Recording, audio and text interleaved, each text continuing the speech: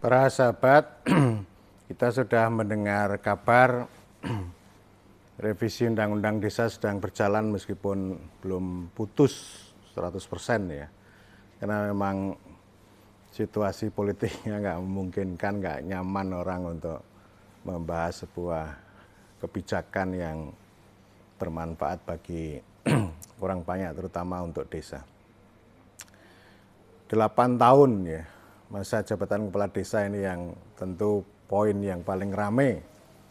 Di media udah rame, terus kemudian direspon oleh para pihak termasuk para netizen. Orang biasa memandang jabatan kekuasaan itu dengan moral, ya, dengan moral ya. Jadi bukan dengan realisme tapi dengan moralisme. Teori kita tentang kekuasaan itu sangat dangkal karena hanya dari sisi moralisme. Dengan moralisme lalu orang mengatakan bahwa oh ini terlalu lama ya, 8 tahun itu terlalu lama.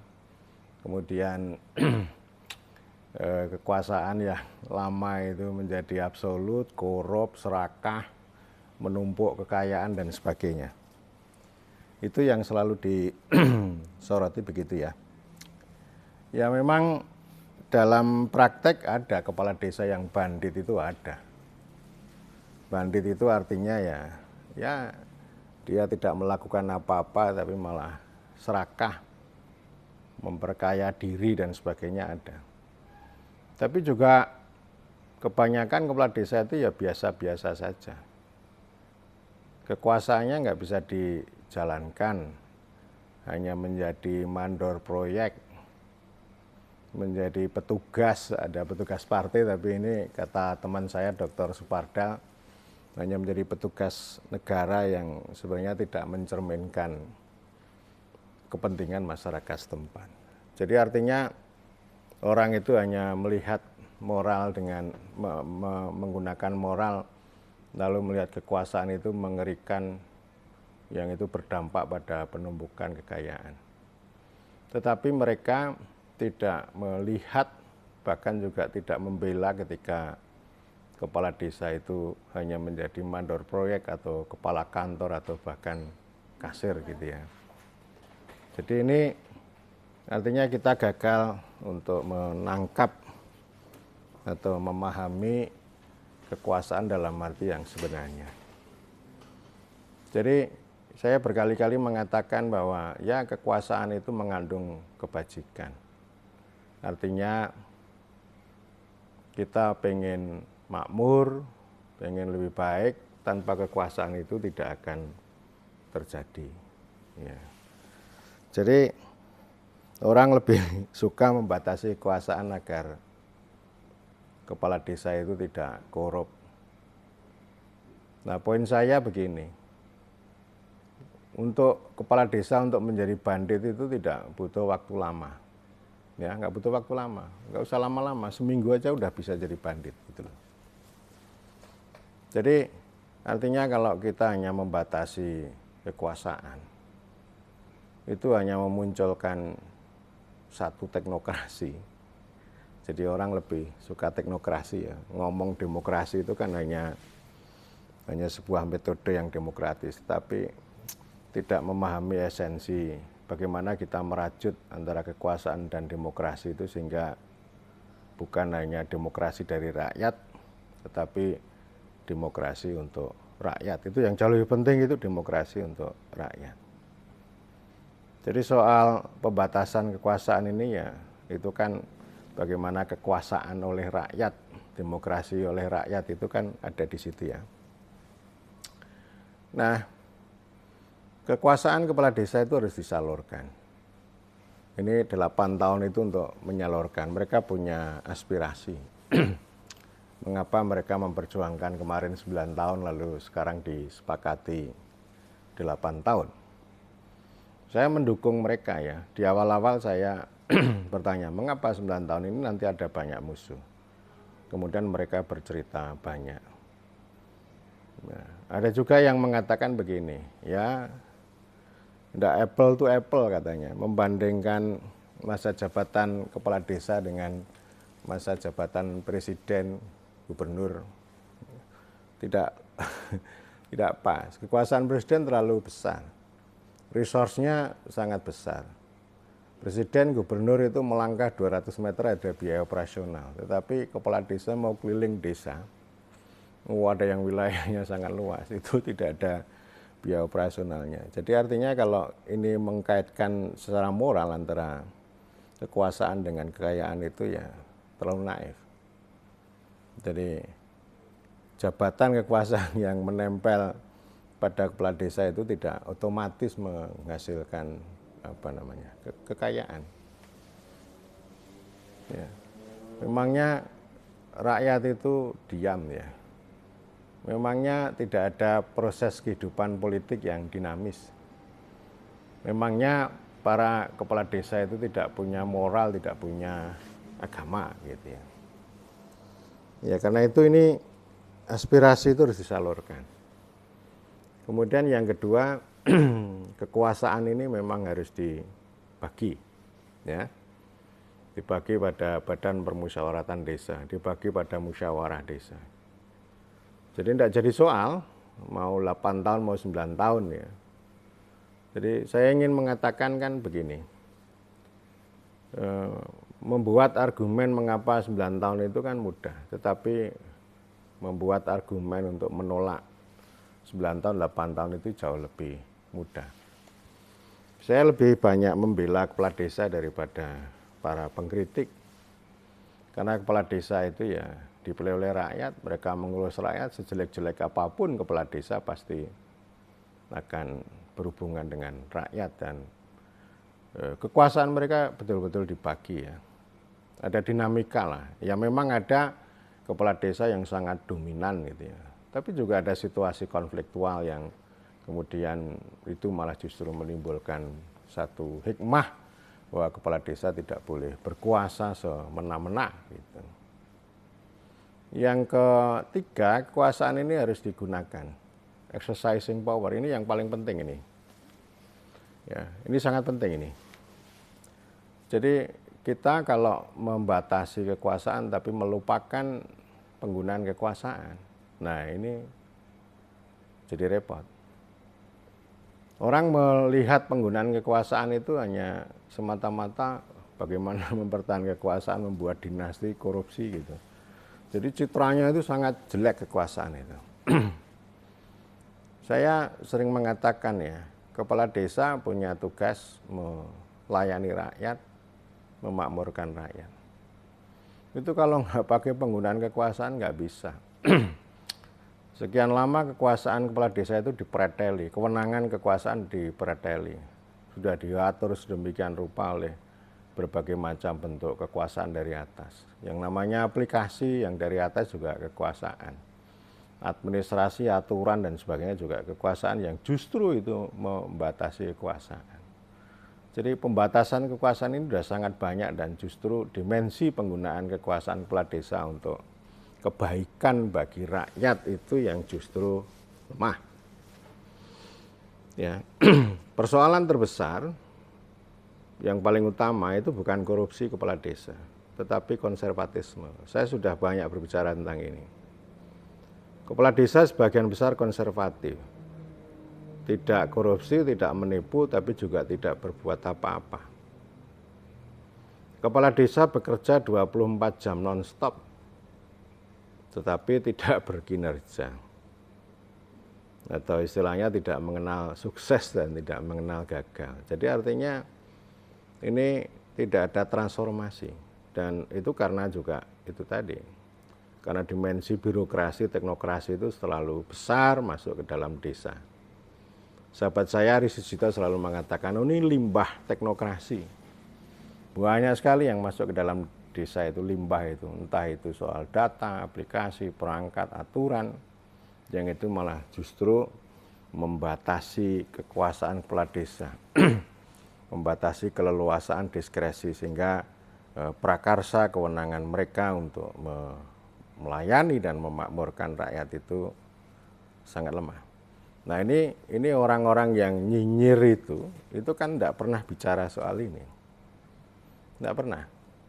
Jadi hanya melihat kekuasaan itu sebagai sesuatu yang jahat, yang rakus dan sebagainya. Jadi kita gagal untuk mentransformasikan kekuasaan menjadi satu energi bagi keadilan dan kemakmuran. Karena itu ini poin yang ketiga ini harus kita utamakan ya, dibanding dengan poin yang keempat itu pembatasan. Jadi penyaluran, pembagian, penggunaan, pembatasan. Kaum liberal itu membatasi kekuasaan, limited government, kekuasaan yang terbatas. Mereka tidak memandang pembatasan kekuasaan dengan moral, tetapi argumennya adalah kekuasaan yang terlalu besar itu akan merampas kebebasan, merampas hak gitu ya. Tapi kalau orang moralis mengatakan bahwa kekuasaan yang terlalu lama, terlalu besar itu akan abuse of power gitu ya. Korupsi, nepotisme dan sebagainya. Itu dimensinya kan beda ya. Ya kekuasaan memang harus dibatasi. Tetapi cara pandangnya harus tegak lurus, harus duduk dengan baik. Artinya jangan hanya semata-mata moral ya. Moral itu untuk kebaikan diri ya.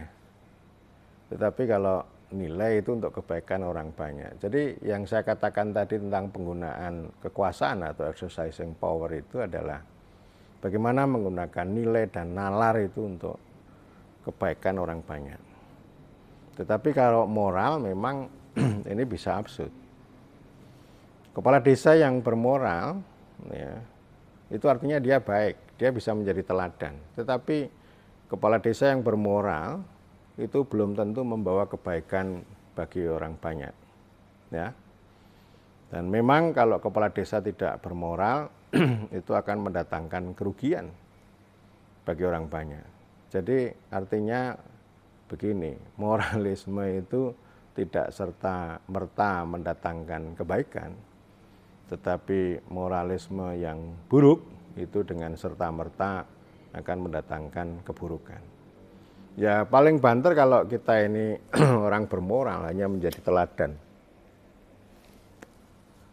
Padahal kalau kita mau menjalankan kekuasaan itu kan ya nggak cukup. Itu kata Luhut, kalau moral itu yang baik-baik itu tempatnya di surga. Ya memang itu realismenya begitu ya.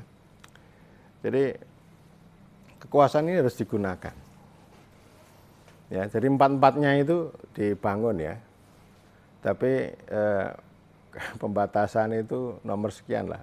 Jadi artinya bukan hanya semata-mata pembatasan soal masa jabatan itu kan kekuasaan formalnya. Tapi Anda kan tidak melihat bagaimana teknokrasi, aturan, dan birokrasi itu sudah sangat membatasi kekuasaan kepala desa. Dan memang saya juga ingin mengatakan ya bahwa kekuasaan kepala desa yang terlalu lama itu juga tidak menarik kalau desa itu digungkung oleh teknokrasi. Itu juga percuma juga ya. Mau pendek mau lama itu kalau digungkung dengan teknokrasi ya artinya kekuasaannya tidak bermakna. Kekuasaan yang hanya bisa menghasilkan laporan semata, tapi bukan kekuasaan yang mentransformasikan kebaikan bagi orang banyak. Ya, saya selalu mengatakan bahwa kita ini butuh kepala desa yang menggunakan kekuasaan dan kekuasaan itu dibagi, tapi juga sekaligus dibatasi. Tapi batasannya ini harus tepat ya. Artinya jangan sampai misalnya tadi ya merampas. Ya intinya gitu ya. Silakan kekuasaan Anda disalurkan, tapi jangan sampai Anda merampas hak-hak orang lain gitu. Dan kekuasaan kepala desa harus powerful, harus kuat ya. Kepala desa tidak harus pintar, tapi kata teman saya harus punya idu geni ya. Idu geni itu ludah api ya. Jadi ini apa yang dikatakan itu bisa menjadi kenyataan. Dan idu geni itu juga punya dimensi moral juga bahwa konsisten antara apa yang diucapkan dengan apa yang dilakukan. Jadi powerful ya. Kalau nggak powerful nggak bisa berbuat banyak, nggak bisa. Ya. Dan powerful itu dilengkapi dengan legitimasi. Ini inti dari demokrasi itu sebenarnya bukan soal metode ya, bukan soal prosedur, tetapi pada legitimasi ya. Bukan pada partisipasi, tapi legitimasi. Legitimasi itu artinya persetujuan. Dulu ada karya, ada buku demokrasi ini ya, Developing Democracy yang dulu kami terjemahkan. Penulisnya Larry Diamond namanya. Demokrasi kata dia ya, demokrasi membutuhkan persetujuan, persetujuan membutuhkan legitimasi. Mohon maaf, demokrasi membutuhkan legitimasi, legitimasi membutuhkan persetujuan ya. Persetujuan membutuhkan kinerja, tetapi kinerja bisa dikorbankan demi legitimasi itu. Jadi artinya ini ya persetujuan rakyat itu yang paling penting. Jadi artinya legitimasi itu di satu sisi dia disetujui oleh orang banyak, dan yang kedua itu adalah hak ya, hak otoritas kepala desa itu untuk mengambil keputusan yang tidak melukai itu persetujuan. Ini intinya itu di situ. Artinya poin saya begini, demokrasi dengan kekuasaan itu sering dikontraskan gitu. Tetapi satu titik temu antara kekuasaan dengan demokrasi adalah legitimasi. Dan legitimasi dengan powerful, dengan power gitu, maka dia akan menghasilkan ini namanya legacy. Nah ini legacy ini. Yang penting legasinya bukan hanya gapura sih, tetapi sesuatu yang bisa punya sumbangan bagi kemakmuran ya. Jadi bisa membuat hidup yang menghidupkan kehidupan dan hidup yang menghidupi penghidupan. Jadi maksud saya gitu ya, poin saya ya kekuasaan itu memang harus didudukkan dengan baik. Jadi jangan mudah untuk mencaci maki dengan moral. Artinya Anda hanya dapat moral tetapi tidak akan memperoleh kebaikan yang sejati bagi rakyat. Anda mungkin bisa berhasil mencegah kepala desa itu tidak abuse of power, tidak nepotis, tidak korupsi, tidak menipu, tetapi kepala desa itu akan tidak berbuat apa-apa.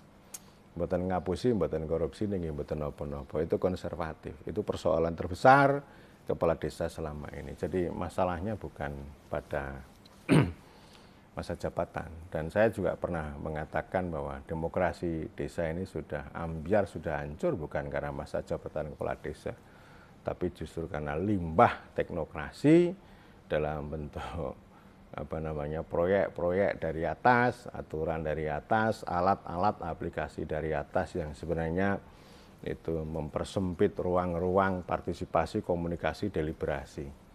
Jadi desa membuat perencanaan, membuat anggaran itu ya itu mengikuti template yang sudah dibuat, artinya kita kehilangan demokrasi dalam pengertian yang sebenarnya.